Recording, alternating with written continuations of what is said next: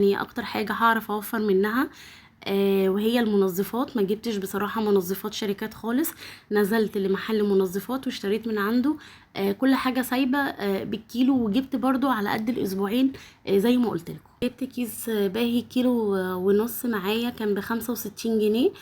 بصراحة باهي جميل ورغوته حلوة، والكيس ده ان شاء الله هيقضيني كمان اسبوعين. عايزين نغسله بقى هدوم المدارس، عايزين نغسله الشنط، عايزين برضو لو في اي تنظيفات او اي حاجة كده في البيت هنعملها.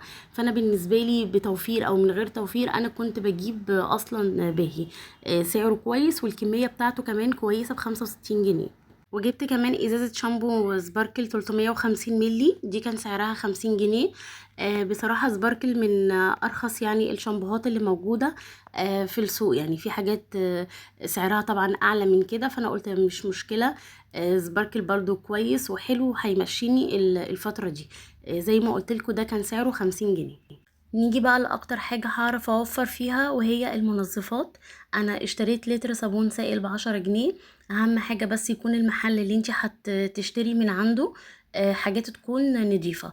الصابون بتاعه يكون تخين، ما يكونش بينشف الإيد، ويكون كمان رغوته عالية. أنا بصراحة لما كان أوكسي بيخلص من عندي فكنت بضطر كده أشتري لتر نص لتر عبال ما المرتب بتاعي ينزل واجيب صابون تاني. فكنت دايما اجرب محلات، بس استقريت في الاخر على محل معين كده انا برتاح في الصابون بتاعه.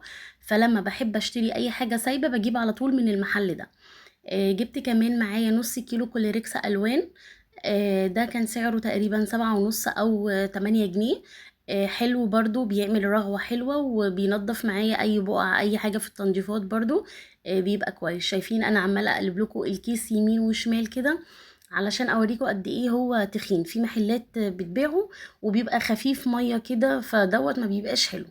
وعايزه اقول لكم كمان ان الكولوريكس الالوان مع خل وشويه ميه في بخاخه، ورشيه على البوتاجاز ورشيه على السيراميك حوالين البوتاجاز كده. فظيع بصراحه، وبينضف اي حاجه على طول من غير تعب ولا مجهود. بقى كده احنا نضفنا وعقمنا الدنيا حوالينا علشان الخل يعني كله في بخاخه واحده. نيجي بعد كده للصابون. انا اشتريت صابونتين. الصابونه الحمرا دي اسمها انجليش ليزر. فظيعه، ريحتها رهيبه رهيبه. سعرها 13 جنيه. جبت كمان صابونة سافانا ب15 جنيه. بس خدوا بالكم لو حبيتوا تشتروا الانجليش ليزر دي تفتحوها من جوه وتشوفوا اهم حاجة ان الصابونة بتكون مغلفة بكيس، لان نزل منها في السوق نفس العلبة الكرتون اللي بره، بس من جوه مش مغلفة، وبتكون ريحتها بصراحة مش ثابتة زي الأصلية. فجربوها حلوة وما بتبوش كمان بسرعة. وجبت كمان نص دوني ب6 جنيه. هو الراجل قال لي فيه عندي اللتر ب12، وعندي اللتر ب15، وعندي اللتر ب20. فانا قلت له ايه الفرق ما بينهم؟ قال لي الروايح بتاعتهم. قلت له لا، انا عايزه الريحه بتاعت الدوني الاصليه. قال لي ديت اللتر ب12 جنيه والنص ب6. فبصراحه انا جبت نص، يعني بيبقى حلو كده. احط شويه في الفوط بالذات، كمان بتدي ريحه حلوه قوي للفوط لما تيجي تطلعيها وتستخدميها. وجبت كمان نص ديتول للأرضيات. دوت سعره 7 ونص برضو. بيدي تعقيم حلو للأرض وبيدي ريحة حلوة. أنا بصراحة كنت دايما بحب أشتري بريحة الخوخ، بس أنا ما لقيتش عنده. قال لي دوت الريحة الأصلية بتاعة الديتول. فقلت له تمام ماشي، هات نص لتر. جبت كمان نص كلور خام، ده كان ب7 جنيه برضو. الحاجات دي كلها ان شاء الله هتكفيني لمدة اسبوعين كده، مع الاستخدام اللي هو بالعقل، يعني مش ايه نكب كده وندلدق حاجات كتير، لا بالعقل كده ان شاء الله. الحاجات دي كلها هتكفي معايا اسبوعين. حاولت ان انا اجيب اهم حاجة في المنظفات اساسية. وفرت عليا اكيد كتير. يعني بدل ما كنت بروح اجيب بند الصابون السائل ده لوحده ب95 جنيه اللي هو الاوكسي، فانا اعتقد انا جبت شوية المنظفات دي اللي هي في كيس سايبة ما كملتش اصلا ال50 جنيه. وبالنسبة للرول اون فاضي انا ما اشتريتهمش بصراحة. هم كانوا عندي، للي كانوا متابعين الفيديو بتاع الشهر اللي فات، دول كانوا عندي من الشهر اللي فات. فاحنا نحاول ان احنا يعني ندور على بدايل وما نوقفش نفسنا. مش معنى ان احنا الدنيا مزنقة شوية يبقى الدنيا خلاص هتقف. لا، هي بتبقى الدنيا كده على الناس كلها، حبة كده وحبة كده، شهر كده وشهر كده. اقلل شوية في المنظفات، استرخص شوية مش عارفة في حاجة تانية. بس المهم ان هي في الاخر تديني نفس النتيجة. وزي ما قلت لكم، اكتر حاجة هنعرف ان احنا نوفر منها هي المنظفات، لان هي ما تعتبرش يعني اكل وشرب. انا مش هروح استرخص في حاجة هاكلها وهشربها ليا ولولادي، واجيب حاجات مثلا بايظة، حاجات جودتها وحشة. لا، اللي ممكن ان انا اتنازل عنده واجيب جودة اقل شوية هي المنظفات. فعادي يعني منظفات سايبة مش هتضايقني، مع شوية لبن كده على طول وياكلوا بالهنا والشفا. اخر حاجة معايا بقى هعمل معاكم البوريك بتاع المخابز برضو. اسعار خيالية، مش عارفة ليه، يعني باختراع هم مثلا او بيعملوا حاجة ما حدش بيعرف يعملها ولا ايه، مش عارفة والله. بس قلت خلاص هعمله انا يعني. زي ما انتوا شفتوا نزلت بكوباية الا ربع مية، وعليها معلقة خميرة، وعليها نص كوباية إدام، سواء كان سمنة أو زيت. بس هي لما بتبقى خليط الاتنين مع بعض بتبقى حلوة. السمنة بتدي طعم. مش حابة تحطي سمنة أو ما عندكيش مفيش مشاكل، اعملي نص كوباية كلها زيت، ومعلقة صلصة، ومعلقة معلقتين سكر، ورشة صغيرة من الملح.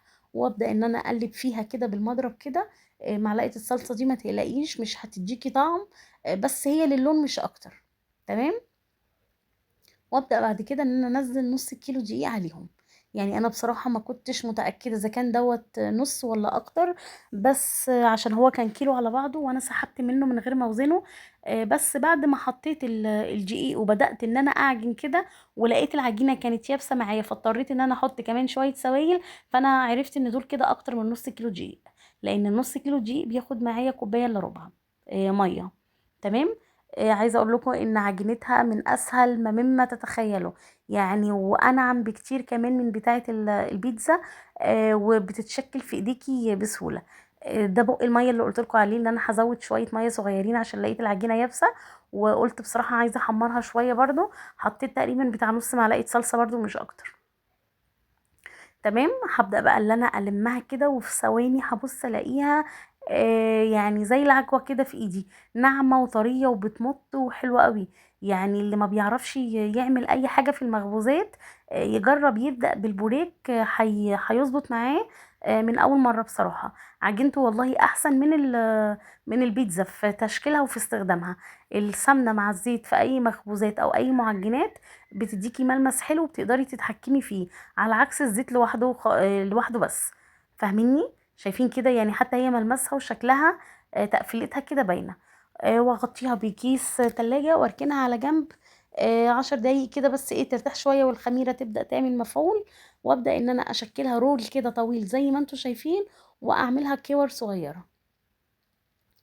في البداية أنا عملتها بالكور بالحجم دوت كده، بس للأمانة وقت التشكيل وأنا بحشيها بقيت أقطع منها حتة لأني حسيتها إن هي كبيرة. المجموعة الأولانية دي حتى بعد التسوية كانت ما شاء الله. البوريك حجمه باتيه مش بوريك، يعني حجمه كبير ما شاء الله. إنما في التسوية المجموعة التانية لا، كان حجمه أصغر شوية، لأني بدأت أصغر من الكورة شوية. فأنتي ما تقلقيش وانتي بتشكلي تقولي ايه ده حجمها صغير وهيطلع لي بوريك صغير. لا، هو مع التخمير ومع دخوله الفرن كمان ما شاء الله حجمه بيزيد وبيتضاعف. يعني انا اتفاجئت من الحبة الاولانيين اللي انا بعملهم كور قدامكم دلوقتي. لما دخلوا الفرن والله لقيتهم، حسيته فعلا ان هو اكنه باتيه مش بوريك في الحجم. تمام. فانتي صغريه خليه مثلا ايه، مش عايزه اكون ببالغ والله في الحجم، زي الليمونه كده. لو اكبر من كده هتلاقيه حجمه ضخم قوي. فانا بصراحه بفضل الحجم يعني زي بتاع المخابز. حلو يتاكل على قطمتين كده 3. الولاد برضو اللي ياخد واحده يكملها، ما يبقاش حجمه كبير كمان. ياخدوا قطمتين مثلا وممكن يسيبوها لو حجمها كبير. فاحنا ايه نخلينا حجمه زي اللي بيتباع بره. شايفين شكله ما شاء الله، ومطلع لي ده نص كيلو يعني، وحاجات بسيطة. مطلع لي ما شاء الله كمية يعني كبيرة. ودي معلقة حبة البركة، ودي معلقة لبن برضو علشان الوش. ولو ما عندكيش لبن مفيش مشاكل، استخدمي مية عادية من الحنفية مع معلقة سكر. شايفين الكميه دي؟ هي هتطلع اكتر من كده، لاني زي ما بقول لكم هاجي في نص المقدار كده وابدا اصغر الكوره شويه. يعني لما اجي افرد الكوره لا هلاقيها كبيره معايا، فهروح اخده منها حته واعمل، يعني كل كورتين هيطلعوا لي واحده تالته. فاهمين قصدي ولا لا؟ فانا عشان كده بقولك من البدايه انت حاولي تخلي ايديكي تقرصتها للبوريك صغيره مش كبيره، وابدا ان انا احشيه كده بالطول. بصوا سهل جدا جدا والله. بصي يعني ضغطتين بس كده، ولا من العجينه اللي بتكش ولا من العجينه اللي بتشقق ولا اي حاجه خالص. وتبداي في الاول خالص، انا عملته بالطريقه دي، ان انا احط على الحرف الجبنه وابدا ان انا الفها رول. وخدي بالك الجبنه بتاعتك لازم تكون ما فيهاش ميه خالص، اللي هي الجبنه الناشفه الحادقه اللي بتبقى في التلاجات في السوبر ماركت. انما ولا جبنه فيتا تنفع ولا جبنه قريش تنفع. طب لو عايزه احط جبنه تركي يا شيماء تمام مفيش مشكله. جبنه موتزاريلا برضو مفيش مشكله، لان دول مفهومش سوائل. فابعدي خالص عن الفيتا وعبور لاند والاسطنبولي والحاجات اللي هي في العلب دي. تشتريها الجبنه اللي هي البراميلي الحادقه دي، عارفينها ولا لا؟ يا اما في اللي هي بتبقى بالفلفل برضو. يعني في ساعات في السوبر ماركت بنلاقيها بتتباع بالكيلو كده، متقطع فيها شرايح فلفل اخضر وفلفل احمر. دي برضو بتبقى حلوه. ولو حابه تعمليها كمان بالجبنه القديمه بقى، دي بتبقى روعه، بتبقى حكايه بصراحه. بس عيالي ما مرضوش، قالوا لي لا احنا عايزينها بالجبنه دي. فقلت يعني على ايه بقى، انا لسه يعني هطلع جبنه قديمه واعملها مخصوص عشان خاطري انا. فمش مشكله، انا باكل اي حاجه موجوده، يعني المهم هو ايه، احنا بنعمله الحاجات دي عشانهم. شايفين بقى بعد كده هبدأ ان انا اعملها زي القطايف، وبعدين اضغط على الجزء اللي هو بيبقى بارز من فوق. حسيت ان ده اداني شكل اقرب بتاع المخابز. بصوا يعني اهو بحط في النص الجبنة، وابدأ ان انا اقفلها زي القطايف بالظبط. تمام. وبعد كده الجزء اللي انا قرصت عليه ده ابدأ ان انا انيمه كده وابططه. كده بتديني نفس الشكل بتاعت المخابز بالظبط. تمام. بصوا زي ما بقول لكم، انا كل واحده كنت باخدها بقطع منها حته وبحطها فوق كده زي ما انتم شايفين الكور الصغيره دي. فانا عشان كده قلت اقول لكم ان كنتوا من البدايه صغروا حجمها، ما تقلقوش هيبقى حجمها برضو بعد ما تستوي هيبقى حجمها مضاعف. في الطريقه اللي انا شكلت بيها دي ان هو زي القطايف كده، حسيته بصراحه ان هو اقرب كتير لشكل المخابز، على عكس اللي انا كنت بلفها رول الاول كنت حاساها طويله قوي بالزياده. شايفين سهله ازاي؟ عجينه طريه ولينه وبتلزق بسرعه، والحمد لله ما فتحتش معايا في الفرن، وتشكيلها يعني ولا اسهل من كده والله. انا الدور التاني بنتي بقى الصغيره هي اللي وقفت عملته، يعني انا كنت واقفه جنبها بس هي اللي شكلتهم. قلت لها، قالت لي انا بعرف اعمل القطايف ومش عارفه ايه. قلت لها خلاص مفيش مشكله، اقعدي بقى ايه انتي اعمليهم مع نفسك كده شويه. شايفين تشكيلها حلو ازاي؟ من الجناب كده بيبقى رفيع، ومن النص كده بتبقى اخده البرمه بتاعت ال- القالب كده كأنها شكل مركب كده ولا حاجه. كان في كذا حته صغيره انا قطعاهم من الحتت اللي فاتت. انا بجمعهم مع بعض اتنين تلاتة، وابدأ ان انا اعمل كرة جديدة بيهم.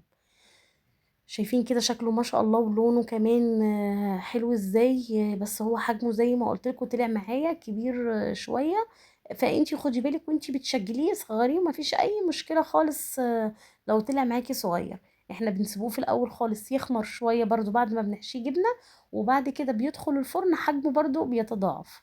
شايفين الجزء اللي فوق اللي انا بقطع منه اركنه فوق دوت كده عشان اسيبه يخمر تاني؟ ده هيكون لي برضو بوريك تاني من اول وجديد. يعني هعجنه كده بايدي واعمله كام واحده بوريك تاني من اول وجديد. وهنا بقى خلاص كنت خلصت اول صاج دوت. بصوا الصلصه مخليه لونه ما شاء الله جميل، ونفس الشكل ونفس اللون بتاع بره. ادهنه بقى كده بسكر وميه، يا اما برشه لبن صغيره كده. وبعد كده ابدا احط عليه حبه البركه او سمسم. مش عايزه خلاص مفيش مشكله، يعني بالمتاح عندك الدنيا مش هتقف يعني على شويه حبه البركه دول او السمسم. لو مفيش خلاص شويه ميه بسكر كده على الوش، يا اما شويه لبن كده على الوش وخلاص. وما انصحش اي حد بصراحه ان هو يحط عليه بيضه على الوش يعني عشان تلمع. هو حلو من غير بيض، يعني البيض اللي على الوش ده بصراحه بحس ان هو بيقلب بزفاره جامده قوي قوي قوي. معرفش ليه يعني، انا بس اللي بشمها ولا كل الناس بتحس كده؟ مش عارفة. بس اي حاجة عندي يتحط لها على الوش بيض انا بستبدلها باي حاجة تانية. ممكن شوية نسكافيه مع شوية ميه النسكافيه اللي هو سريع الذوبان ده برضو بيديني لون محمر كده حلو. على عكس البيض، يعني البيض ده انا مستبعداه تماما عن اي حاجه مخبوزات تدخل الفرن، بيديني ريحه مش لطيفه. شايفين بقى حجمه ما شاء الله كبر ازاي، يعني شايفين حجمه جنب ايدي يعني ماليه مركزها كده زي ما بيقولوا، محترمه يعني، فاهمين؟ اللي ياخد واحده خلاص احنا مش عايزين تاني. كانوا هنا خمروا بقى في الفرن وبدأوا ان هم يلزقوا في بعض عشان لما كبروا، فانا بصراحة بدأت ان انا ابعدهم عن بعض كده وافكهم. وخلاص كده اخدت لون حلو من تحت واللون برضو مظبوط من فوق. بدأت بقى ان انا اشيلهم واحدة واحدة واحطهم في الطبق، كانوا سخنين طبعا ومش قادرة ان انا امسكهم. في الوقت ده كانت بنتي بقى هي اللي واقفة هناك كده، بصوا عمالة تعمل دول كده على جنب عبال ما الصاج كان يفضى. شايفين لون قعرها عامل